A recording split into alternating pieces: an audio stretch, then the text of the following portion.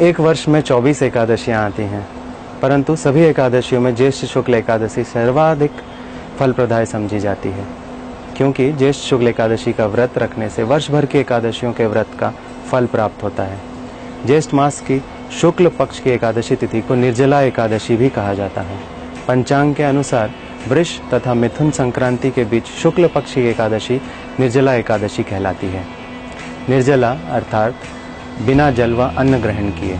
निर्जला एकादशी के दिन आहार के साथ ही जल का संयम भी जरूरी है। इस व्रत में जल ग्रहण नहीं किया जाता, अतः निर्जला एकादशी व्रत कठिन तप के समान महत्व रखता है। इस व्रत को भीमसेन एकादशी या पांडव एकादशी के नाम से भी जाना जाता है। ज्येष्ठे मासी प्रयत्नेन सोपोष्याञ्जलवर्जिता स्नाने चाचमने चैव वर्जन्येनोदकं बुधः संवत्सरस्य या मध्ये एकादश्यो भवन्त्युत तासां फलम् अवाप्नोति अत्र में नास्ति संशयः। अर्थात निर्जला व्रत करने वाला पुरुष अपवित्र अवस्था के आचमन के सिवा बिंदु मात्र जल भी ग्रहण न करे। यदि किसी प्रकार उपयोग में ले लिया तो उससे व्रत भंग हो जाता है। पौराणिक मतानुसार वेदव्यास जी ने पांडवों को निर्जला एकादशी व्रत का संकल्प कराया था। वेदव्यास जी के अनुसार सभी 26 एकादशियों में अन्न खाना वर्जित है। एकादशी पर सर्व पाप अन्न में बसते हैं, अतः एकादशी पर अन्न खाने से पाप के फल का भागी होना पड़ता है।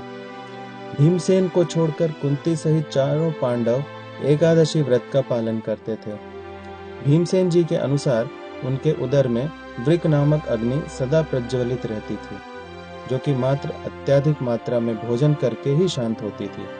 अतः भीमसेन एकादशी व्रत का पालन नहीं करते थे। इस एकादशी को भीमसेन एकादशी व पांडव एकादशी कहे जाने के पीछे भी पौराणिक वृत्तांत है। व्यास जी ने भीमसेन से कहा, यदि आप नरक को दूषित समझते हैं व आपके लिए स्वर्गलोक की प्राप्ति अभीष्ट है, तो आपको दोनों पक्षों की एकादशियों के दिन भोजन नहीं करना चाहिए। भीमसेन बोले कि मुझसे एक बार भोजन करके भी व्रत नहीं किया जा सकता, तो फिर उपवास करके मैं कैसे रह सकता हूँ।